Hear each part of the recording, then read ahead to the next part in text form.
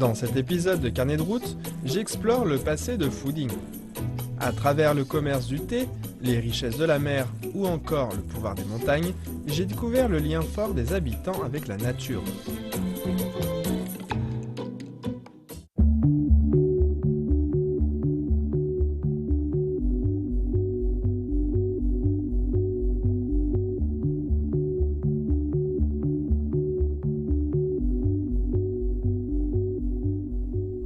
De retour à Fuding. Avec une industrie du thé aussi massive et lucrative que celle de Chine, de nombreuses familles des régions qui cultivent le thé en sont devenues très riches. Pour prouver ce point, je me rends dans une résidence très impressionnante. Regardez-moi ça! Ça ressemble à la demeure de quelqu'un de très aisé, hein? En fait, cette maison appartenait à un marchand de thé dont l'affaire a bien marché ici, tellement que la superficie est de 5000 m², presque l'équivalent d'un terrain de foot, et d'après le temps d'aujourd'hui, nous aurons sûrement la place pour nous tout seuls. Ce sont les résidences Cuitiao, la maison de la famille Wu de la bourgade de Bailin.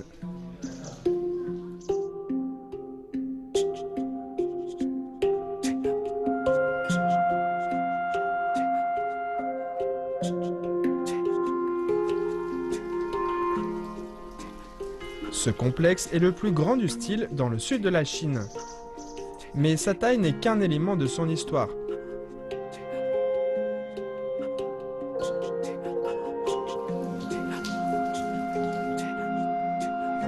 Il suffit de regarder de près aux avant-toits et treillis de fenêtres en bois intriqués pour sentir le cachet du travail du bois de la dynastie Qing, et tout cela payé par les ventes de ces simples feuilles de thé.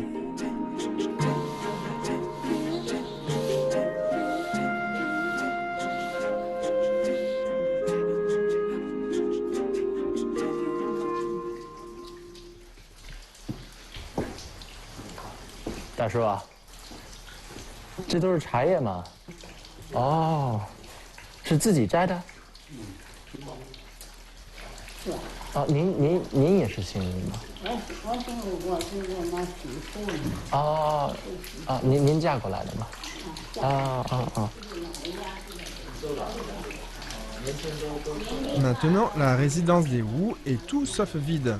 L'entreprise familiale n'est plus aussi grande qu'elle ne le fut, et aujourd'hui, quelques membres âgés de la famille seulement restent pour récolter le thé.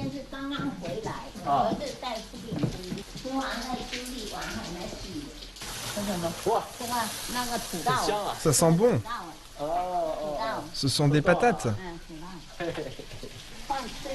Après le déjeuner, nous allons généralement cueillir le thé. Combien de temps dure la saison de récolte du thé? Environ du début du printemps jusqu'à la fin de l'été.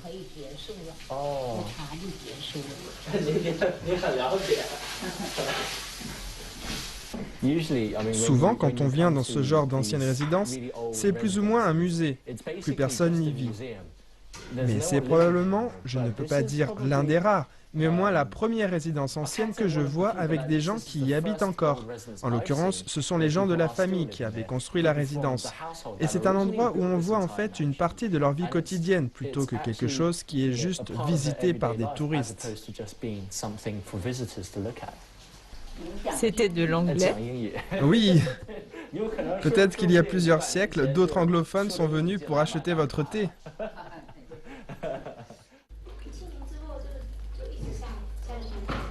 C'est agréable de voir qu'après 270 ans, la famille Wu va toujours bien, car dans sa grande résidence habitable et le commerce familial vivant.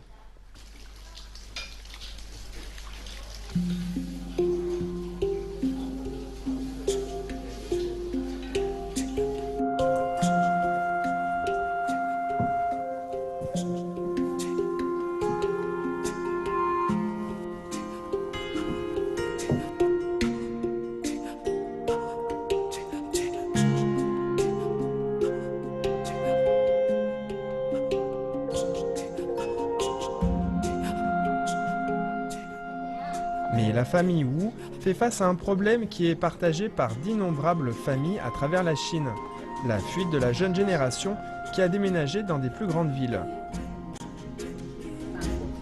Il est difficile de dire comment ira le commerce familial dans une vingtaine d'années. Mais avec la nouvelle popularité du thé blanc, il reste encore un espoir. Cette résidence avait près de 200 chambres et il fut un temps où elles étaient remplies par les membres de la famille Wu. Aujourd'hui, c'est très vide, mais je pense que la différence ici est que contrairement à beaucoup d'autres grandes résidences auxquelles on a accès en Chine, celle-ci est habitée par les descendants de la famille Wu. Et la grand-mère d'en bas continue à cueillir le thé, le vendant 4 RMB le kilo. Donc le commerce familial est toujours vivant et bon, presque 270 ans après ses débuts.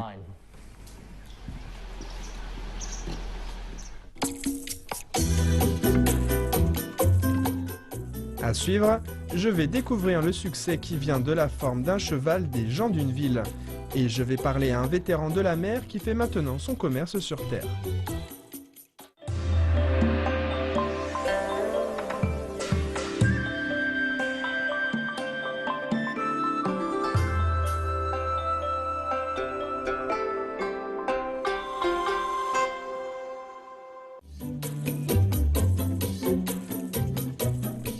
Dans cet épisode de Carnet de route, j'explore le passé de Fuding.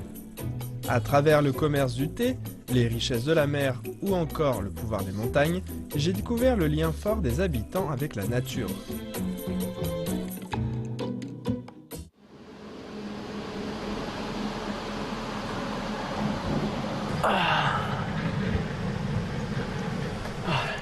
On se fait une petite pause sur la route. L'ensemble de ce lieu est un véritable site pittoresque. C'est très typique de Fuding. Vous avez la mer là-bas, vous avez les plantations de thé avec des gens qui y travaillent dur. En fait, vous avez des montagnes juste sur la côte. C'est quasiment inutile de chercher ces paysages tellement ils sont omniprésents. C'est l'heure de reprendre la route. La mer est aussi importante que le thé pour faire vivre les gens de Fuding. On se dirige vers un bourg appelé Tianxi, à environ 30 minutes pour voir un des temples les plus vieux et les plus grands du vieux Fuding, pour honorer la déesse de la mer Mazu.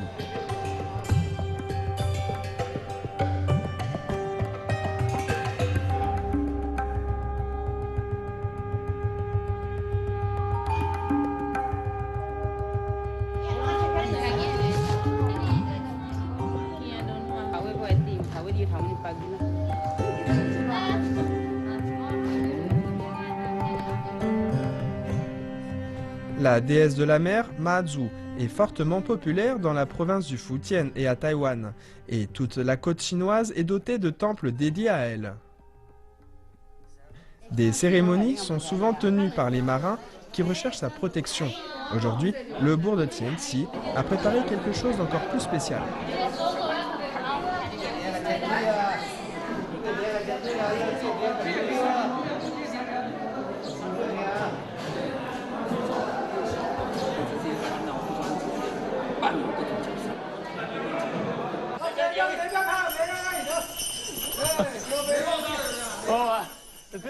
C'est un peu une surprise. À la base, nous sommes venus pour voir ce temple dédié à Mazu, mais il semble que nous sommes tombés sur les répétitions pour une danse de cheval lanterne. Donc je vais voir comment ça se passe.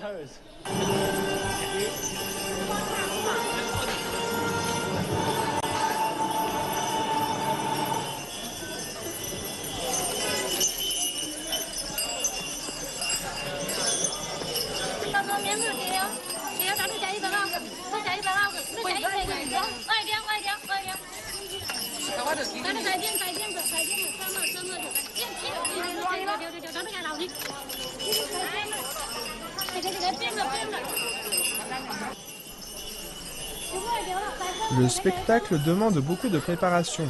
La danse a généralement lieu en octobre et toujours la nuit, d'où les lanternes. Si vous vous demandez pourquoi ils s'habillent en chevaux, une des théories explicatives vient du proverbe chinois Ma Dao Cheng Gong, qui signifie « le cheval apporte la victoire ». Le folklore local comprend cela car il y avait eu de nombreux combats dans la région. À chaque fois que la cavalerie revenait, cela signifiait que c'était une victoire. Avec le temps, les chevals lanternes sont devenus synonymes du succès et de la chance. De nos jours, on demande aux danseurs de cheval lanterne d'apporter le succès aux villes des provinces du Zhejiang et du Fujian.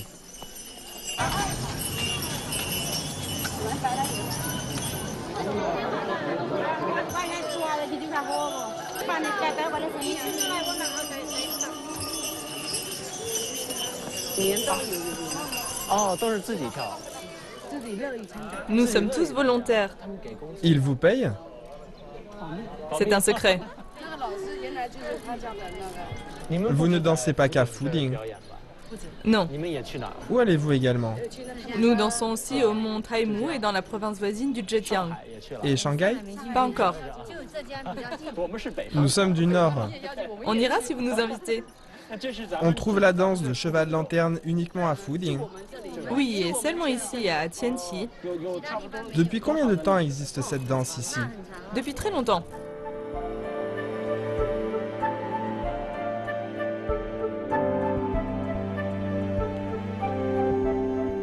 J'ai trouvé plus tard que la danse de cheval-lanterne de Tianqi remonte à 300 ans et a l'habitude d'être jouée par des enfants, comme certains mouvements requièrent de grandes amplitudes articulaires.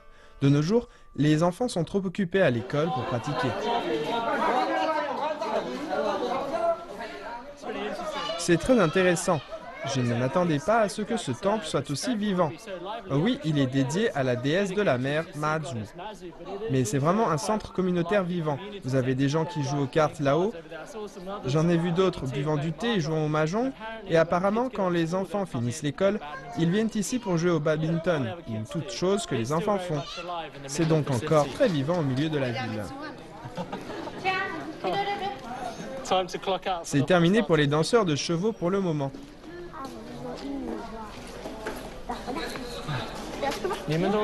Vous vivez tous dans le coin?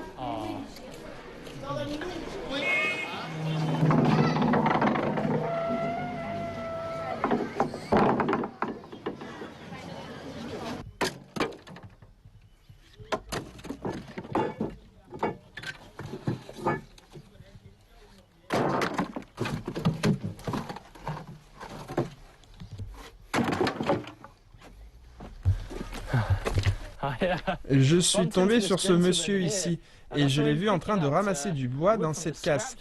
Et je lui ai demandé ce qu'il faisait. Il m'a dit qu'il achetait tout ce bois de casse et le prend et le casse pour en faire des maquettes de bateaux. Il va me montrer comment il fait, mais apparemment je dois d'abord l'aider à en transporter un peu.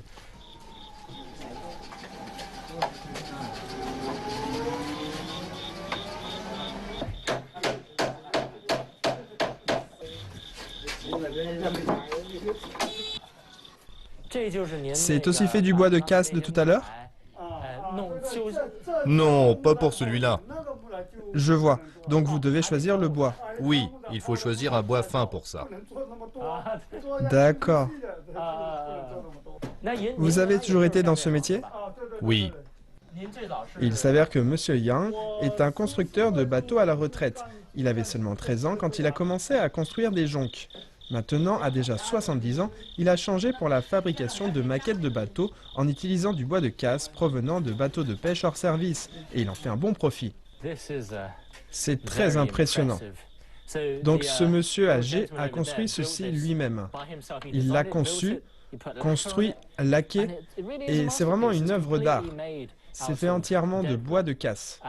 Ce n'est pas donné pour autant.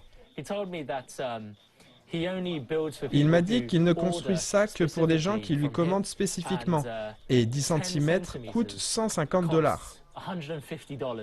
Donc je ne sais pas, peut-être que je pourrais acheter un petit bateau comme ça. Mais un bateau de cette taille doit valoir quelque chose comme 2000 $ ou plus. Mais ça vaut véritablement son prix.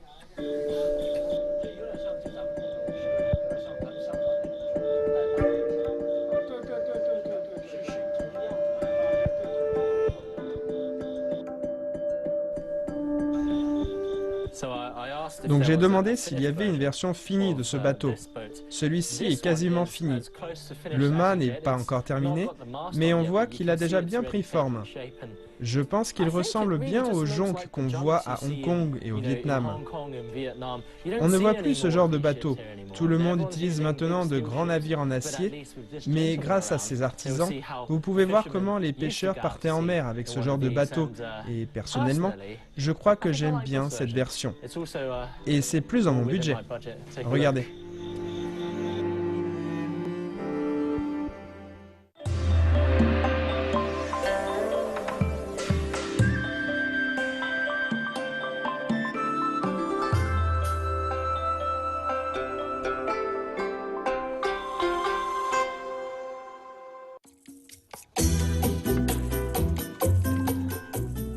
À suivre, nous retournons au mont Traimu, où j'ai découvert un cadre qui inspire l'imagination et un thé qui inspire l'esprit.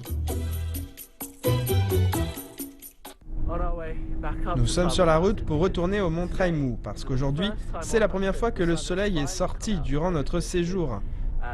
Le brouillard est parti et c'est tellement bon de voir le ciel bleu à nouveau. Donc nous y retournons afin d'essayer de voir ce pourquoi le mont Traimu est connu.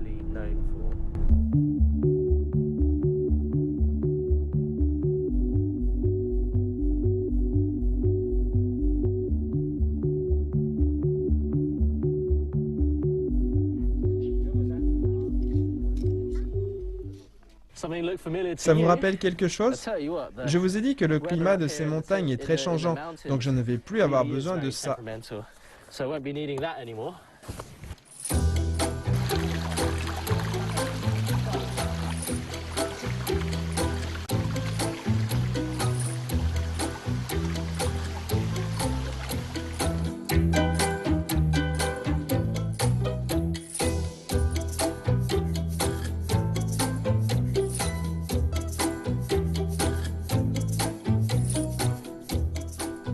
Quelle différence le climat peut faire!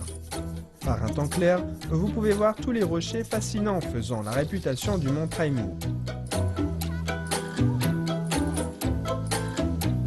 Voyez-vous pourquoi celle-ci est appelée la roche du couple?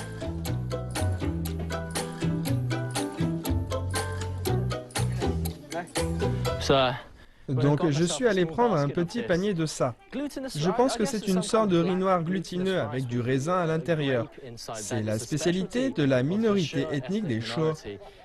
Je n'en avais jamais goûté avant donc.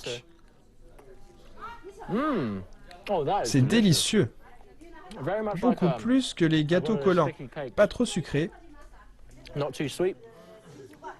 Je voudrais vraiment en prendre plus.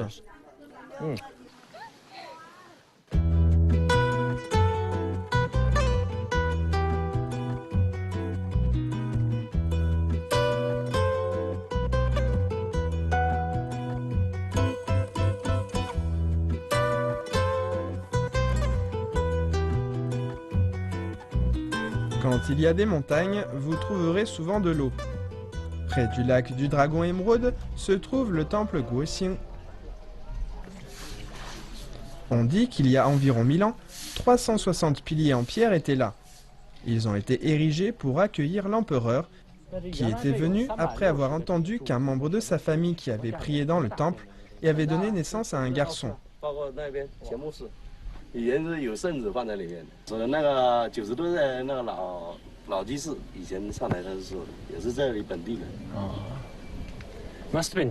Ça devait être énorme avant. S'il y avait 360 piliers, vous pouvez imaginer l'ensemble du temple occupant toute la montagne. À l'époque, le mont Traimu était un lieu de retraite où les moines pouvaient se retirer pour méditer et les empereurs pouvaient faire appel au pouvoir du ciel. Pour une personne ordinaire comme moi, il y a toujours ces roches aux formes curieuses pour nous distraire.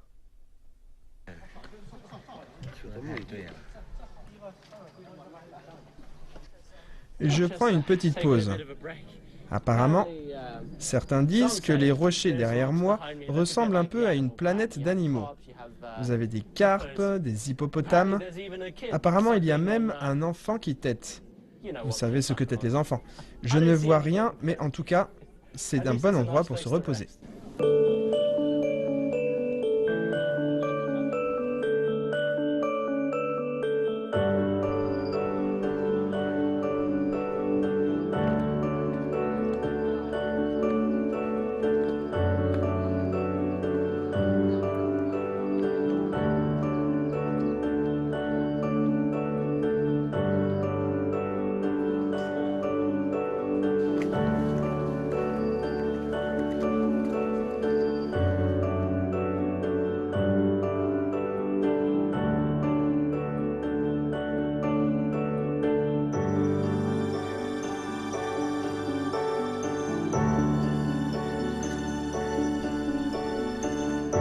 Je suis sûr que les empereurs et les moines d'il y a bien longtemps ont ressenti la même allégresse que les gens d'aujourd'hui, quand ils atteignent le sommet de cette montagne.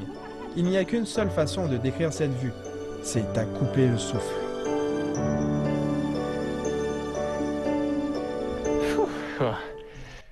Quel beau panorama, hein? Les Chinois aiment immortaliser les montagnes comme des gens et des animaux.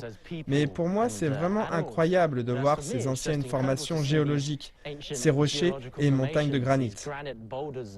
À une certaine époque, il y avait beaucoup de temples autour de cette zone avec des moines qui méditaient, et même aujourd'hui, si vous allez en profondeur dans le brouillard, vous pourriez en rencontrer.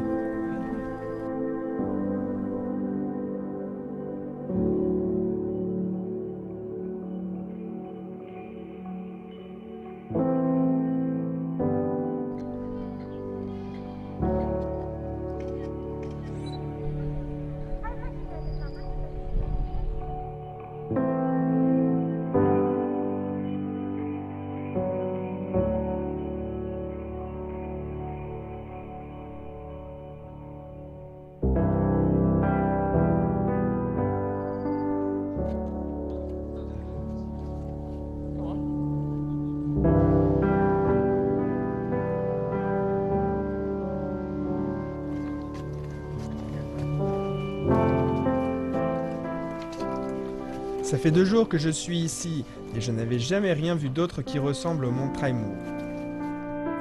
Il paraît que certains restent au pied de la montagne et grimpent tous les jours pour explorer d'autres coins de cette magnifique chaîne.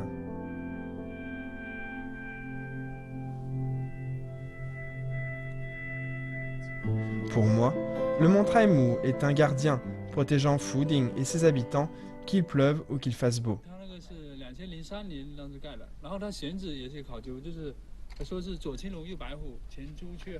De l'autre côté du mont Traimou, c'est la maison du thé blanc.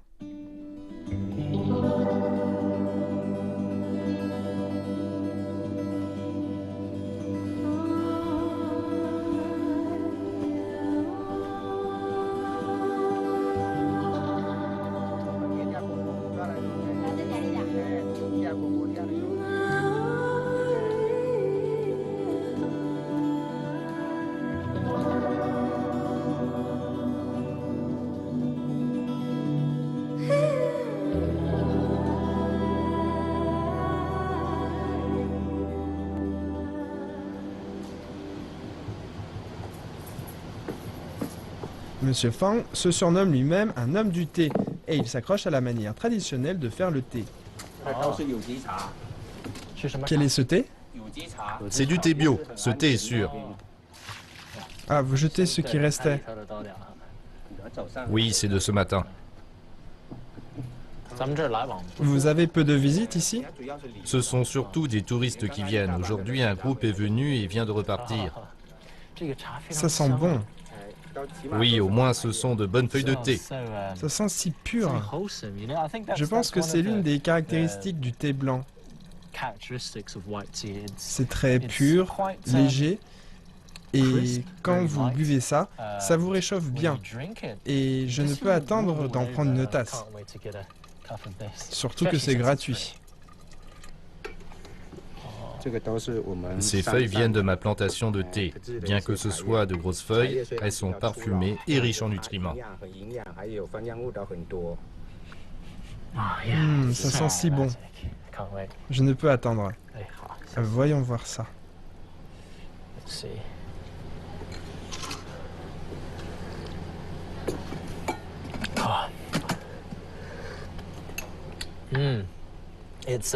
si léger. Si vous êtes un passant, ou que vous travaillez dans ces champs, ou que vous voyagez, que vous êtes en vélo et que vous voyez ça, et que c'est gratuit, vous viendrez vous asseoir ici et serez immédiatement relaxé. C'est si rafraîchissant. Je garde mon thé le plus pur possible. Il subit peu de transformation. Après avoir cueilli les feuilles, on les fait simplement sécher au soleil. C'est le meilleur état pour le thé blanc. Le goût n'est pas trop fort. Oui, c'est léger et subtil. Tous les thés ont la même valeur nutritionnelle. Mais le thé blanc est la seule variété qui ne la perd pas durant sa transformation. Les thés noirs et verts sont grillés. Mais le thé blanc demande juste à être séché au soleil. Monsieur Fang dit qu'ici, il y a une tradition de laisser du thé gratuit pour les passants. À l'époque, il y avait des hommes âgés assis sur le côté de la route offrant du thé gratuit. C'est une vertu traditionnelle chinoise. Donc vous avez maintenu la tradition en vie. On ne voit plus beaucoup de gens faire ça aujourd'hui. Non, il n'y en a pas beaucoup. Comme on fait du thé ici, c'est facile et naturel d'en offrir aux gens. Dans ces temps modernes, vous ne verrez pas beaucoup de gens faire encore ce genre de choses. Qui penserait offrir du thé gratuitement aux passants? Mais avec une tasse de thé, on peut non seulement se faire de nouveaux amis, mais c'est également bien pour soi. Les gens ne vous rendront pas forcément l'appareil, mais au moins ils vous garderont dans leur cœur.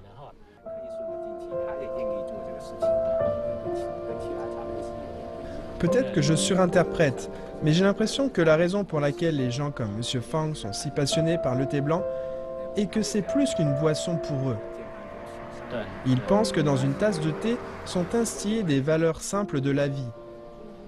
Être pur et chaleureux avec les autres, avec juste une pointe de douceur. Je me sens tellement mieux.